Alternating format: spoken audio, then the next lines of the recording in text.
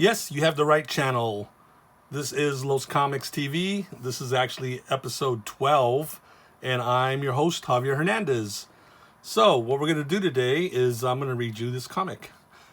So I'm going to do another drawing demo. The last one I did got some nice responses. People seem to like those. I was talking to a friend of mine, Peter Malini. He owns a comic shop, Nostalgic Books and Comics. And we were talking about the episode, and then he mentioned like, oh, it'd be cool if you did some classic Image characters, Image comics. And I thought about it, and it's like, okay, maybe I'll do Spawn. So he was tripping out on that, as was I. I've never ever drawn Spawn before in my life. So I think the character's been around 25 years, right? And I think Todd McFarlane recently hit his 300th issue. So you know what? Let's tip our hat to Spawn. So this is Spawn number 300. Last year, August. Man, it seems like so long ago, but that's because we've been all stuck at home for the last 3 or 4 weeks. But this is a free comic book day edition of Spawn. It came out last year. Basically, reprints the first issue. This is the new cover. So just so everybody knows, Spawn, created by Todd McFarlane. He was one of the huge Marvel stars in the late 80s. He had hit it really big on Amazing Spider-Man. They gave him his own title. It was just called Spider-Man. Hopefully you're not getting the glare on the thing. I can't see the screen while I'm doing this, so I think the hot spot's about here, right? So anyway, him and several other creators, Jim Lee, Rob Liefeld, Eric Larson, and a few others, they were really hot at Marvel, and they were having tons of success. But I guess they were getting fed up with the system. Good for them, right? As far as maybe not participating in royalties and things like that. So they all left and formed their own company, Image Comics. So, and Todd's contribution to Image for the last 25 years has been Spawn. That's pretty much what he's been working on exclusively as far as comics. Spawn and I guess related titles. So what I'm going to do is, let's find here's a good image of him. Right, the double page spread. Hopefully the glare's not there, but that's the thing that was the hot thing back in the day. It sold, I think, I want to get the figures wrong. Was it 1 million copies? I know Spider-Man sold 1 or 2 million. So I imagine when he moved over and started his own company, he took those fans with him. So so good for them in that regard, as far as like, if you're worth something and you don't think you're being as valued at the company as you think you should, and you're a creator, just maybe you should strike out on your own. So I'm gonna do that today. So here's what I did, because today in the last video where I did a drawing demo, I think I penciled an image and I started coloring it, but because I wanted to keep these down to 30-minute episodes more or less, I didn't finish the coloring. So I thought today what I'd do is I would start the drawing as I did here. So I drew Spawn in pencil and blue pencil first, and then I went over it with the regular pencil. And so now I'm going to ink it and color it. That way, hopefully I can get it all done, the majority of it done on camera for you guys. So what I did earlier, this will be hard to see because I know the blue doesn't come up too good. Like I said, I don't think I've ever drawn the character, as far as I know. Like, maybe I did a doodle once or twice, but I don't remember. I don't remember doing it. So I just had to figure out what I wanted to do for this particular image and pose and such. Spawn uses big guns at times, so I had a couple of shots there with guns. But then I thought, okay, maybe no gun, just standing there. But then I wanted just kind of zoom in a bit, right? A little more of a close-up shot. Then we can see more of the detail. He's got a couple of detailed ornamentations on his costume, so we're going to go with that. So I basically drew this, and then I just redrew it on this large paper. In fact, you can see here, after I drew it, I sectioned off, right, the crosshairs, just so, and then I drew really lightly on the paper the lines. So basically, this is an old thing you learned, years ago as a art student. So this quadrant, I know the head goes in there. This quadrant, the arm and part of the side of the body. This, this quadrant, the hand and the thigh, and the upper left quadrant is arm. So that's just a way for me to more or less kind of duplicate the drawing, or at least the placement of it. So yeah, here's our Spawn drawing. So what I'm going to do is, I know I'll probably move in and out of the... So the reason I have this paper here, folks, because this is the area of, the view you have on the camera. Everything outside will get cut off at one point or another. So I know as long as I'm in this area, it's coming out on the screen. So I will be moving this around as I color it and ink it. So you will see the whole thing. But I think for the most part, you'll see it. So what I do two different things on these. So I'm trying to do this as like a quick doodle sketch. If you follow me on social networks, like I said, most likely you do if you know about this channel. I posted a Black Panther drawing a day or two ago. And those type of things are just exercises, so I do them really quick.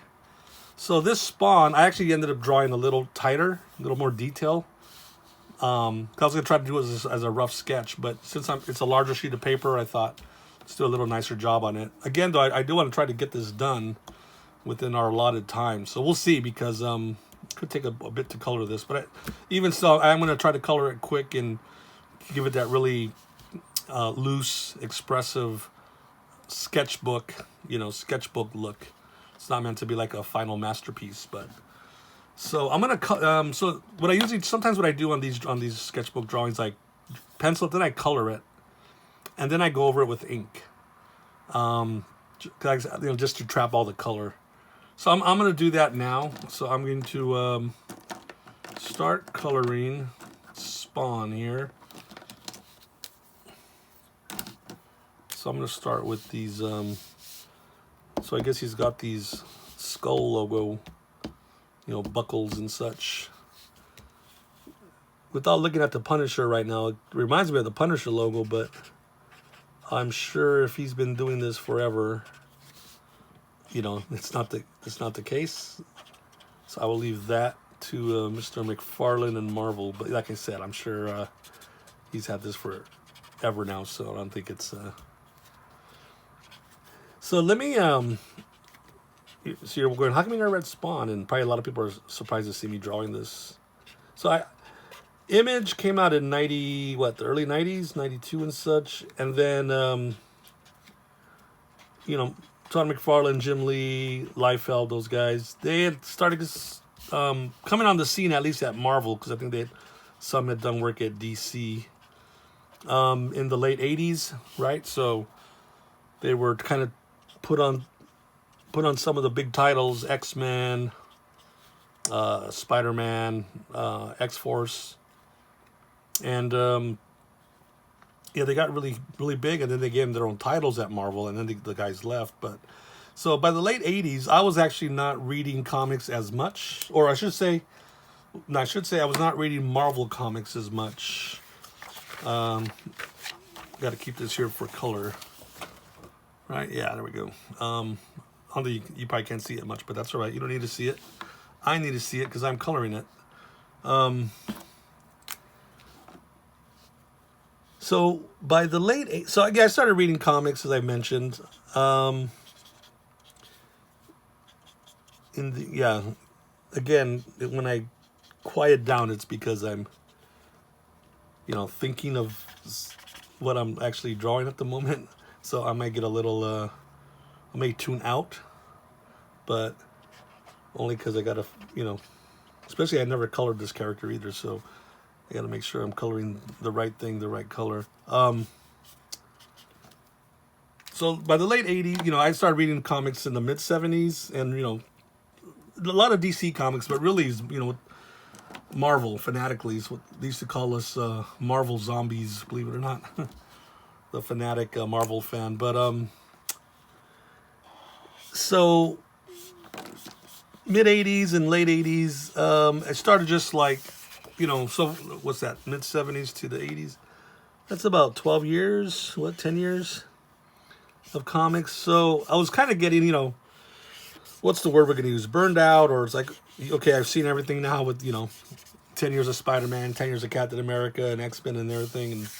And then some of the storylines, if I remember, started changing. Not just the storyline, but like the direction. And I don't know, some of these characters were getting new costumes and things like that. So, for me, I'm sure it kept a lot of fans interested and probably brought a lot of new fans. But I guess I was a little, old-fashioned or conservative as far as like, oh, they're changing the characters. So basically, by the late 80s, as these guys, McFarlane and all those, the new hot talent was coming up, I was kind of tuning out at Marvel.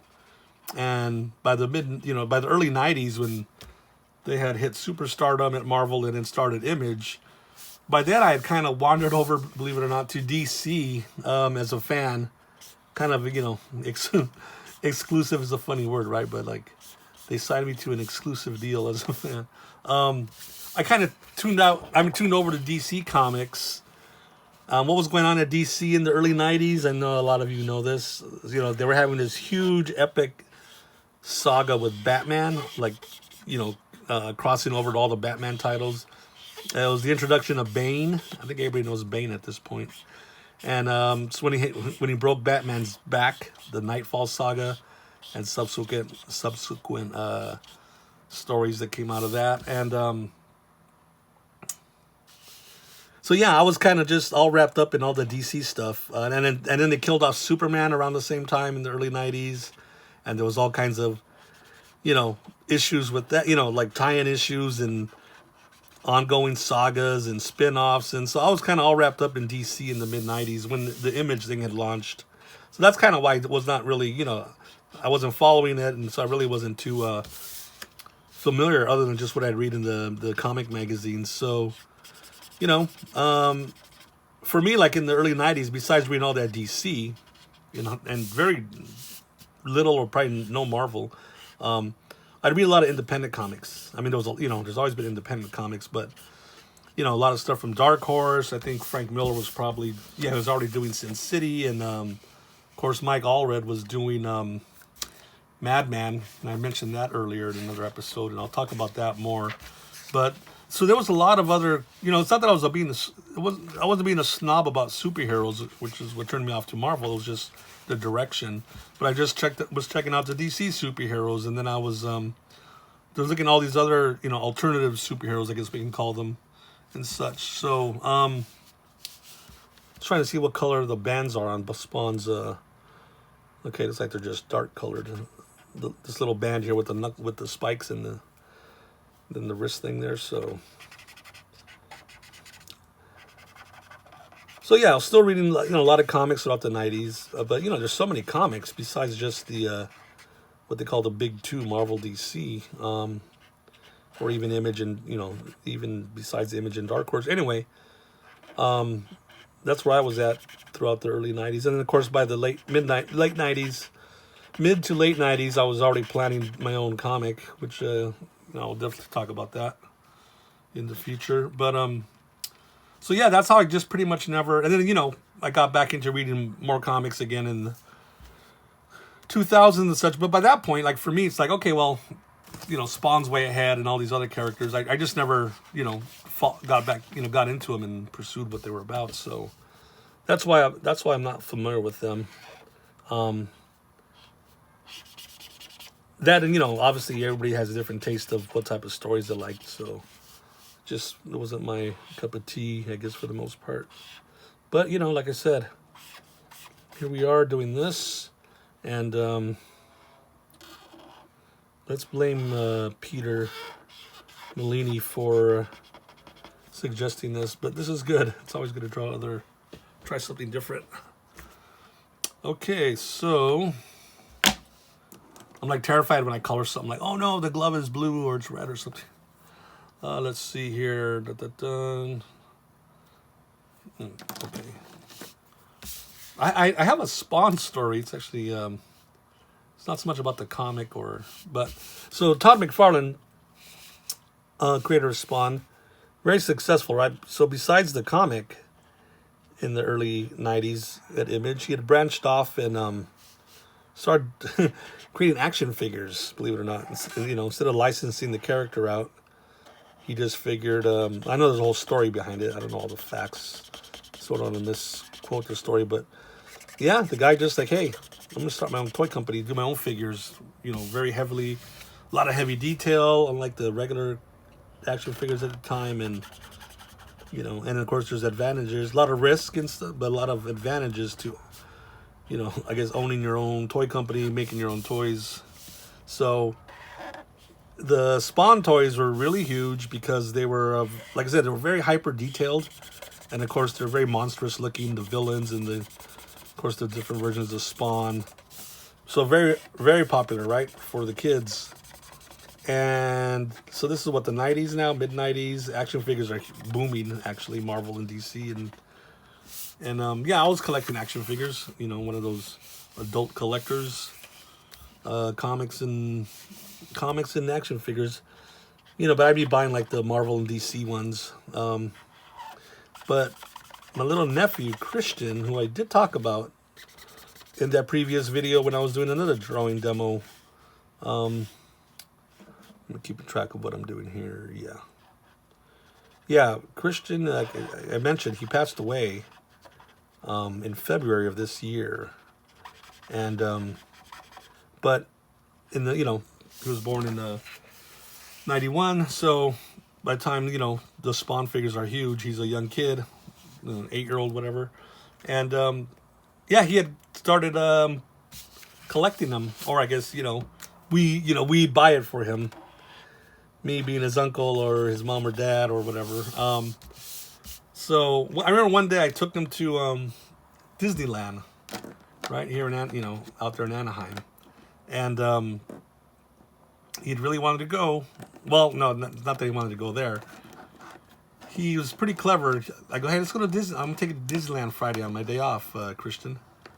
So all right, and I think I probably told him. I go, yeah, there's a Toys R Us next to it. I think I had to entice him. He's like, oh yeah? I go, yeah, but we're going to go to Disneyland first, and then maybe we'll go after the Toys R Us and, see what they got. So we drive down there, if you know the area, we down Harbor Boulevard, and of course we pass the Toys R Us, and then, we proceed to the Disneyland. So, I pay the parking, I pay our ticket, me and him, and there we are in Disneyland, right? So... We're there by like an hour or two, right? We're over in the kids section. Because, yeah, he was probably 6 or 8, maybe. I don't know. Pretty young. And we're in the little, we're riding the Roger Rabbit ride, which I thought was great. I really wanted to go on that. Small World and, a lot of those type of rides. And it's the roller coasters, Space Mountain, whatever. And, we're there and, the happiest place on earth, made for kids. And he's kind of antsy, right? Like, and then he just comes out and tells me, "Oh, can we go now?" I go, "What?" Go now? He's like, "Yeah, can we go to Toys R Us?" I go, he wants to go to Toys R Us. That's what he wants. That's what he's been thinking about this whole morning. I go, "Well, let's go on a few more rides." And he's like, what's he gonna do, right? But it's like, okay. So we go on another ride or two. I'm gonna try to have fun myself. And all right, can we go now? It's like, let's go. You don't want to go on more rides?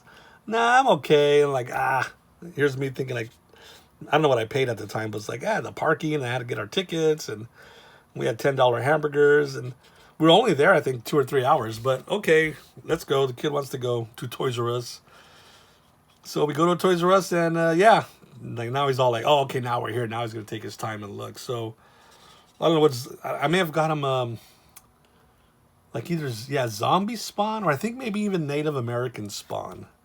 That's one of the figures that McFarlane had made.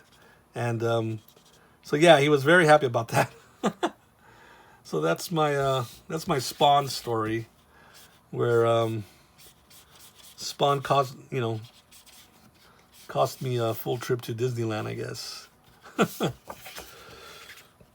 Okay, so what I think I'm going to do is start going over it with the black ink now, and then start going in later with some black highlights and shadows. Yeah, let's do that. Let me Need to wipe this marker on something to get it going. Okay, so oh, one last thing, right? Spawn has green eyes, believe it or not. Must be some ectoplasmic energy or something.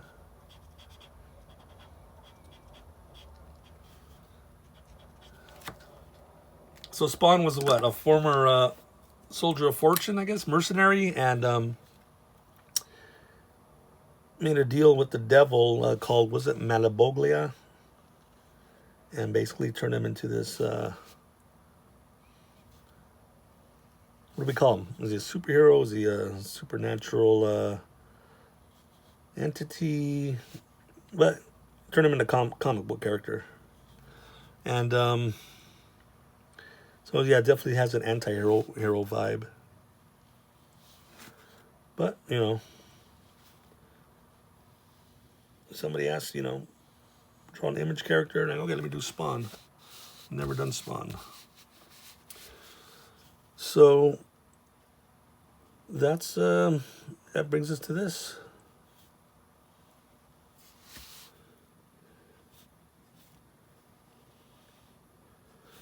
Time, oh my gosh, I can't believe it's been 20 minutes. Something tells me I have to figure this out, or may have to finish this off camera.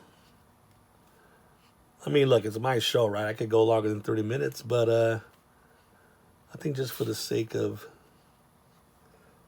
keeping these at a certain time, at least for the time being, you know, I'll probably work faster too if I'm not having to talk, but so let me just keep working on this for now, and we'll see where I'm at in about another 10 minutes or so. Yeah, luckily I got a timer in front of me, so I keep track of the time, because it's the easiest thing to just lose track of time, you know, when you're drawing and talking and whatever. But you know, Spawn, it's like, you know, McFarlane had worked on Spider-Man for a couple of years, so kind of has a Spider-Man look. I mean, those big eyes, and then everything I've seen, you know, with Spawn, kind of perching on rooftops and, you know, creepy crawly type of looking character, you know, so it's got a kind of a Spider-Man vibe with this big red Superman cape, or maybe Doctor Strange looking cape with the huge flared collar. You know, I think this pen is running dry. Could have sworn I checked it before.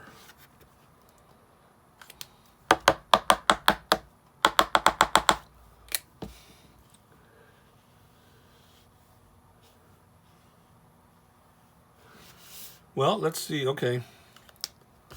Like I say, folks, it's live TV. You're always going to have little things pop up. So let me do it right here in front of you. Switch out the old Pentel pocket brush ink cartridge. So Pentel's a Japanese brand, and so these are Japanese refills, which I get these in Little Tokyo at the is it Kinokuniya bookstore. Hope I pronounced that right. And so look, so you'll get to see, if you've never seen one of these. So it's a brush tip, and I'll get ink on my fingers if there's any there. So you just unscrew it here, and just pop out the cartridge here. Let me set that aside so it doesn't leak on us or on me. You'll be safe. You got nothing to worry about. And so then you get the cartridge, and I don't know, must be some little wax or something on the tip of it. So you pop it in here. It literally popped. And then you screw the holder back in place. And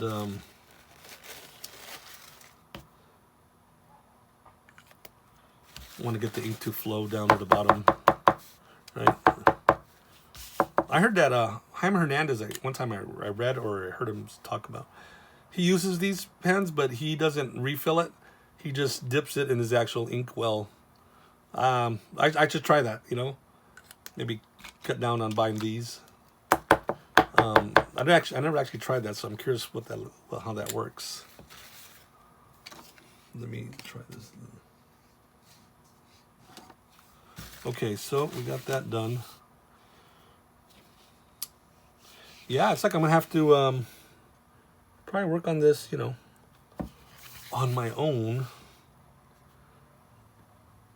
The other thing is, I don't want to just sit here and stammer. I don't know what else I was going to talk about as I drew this.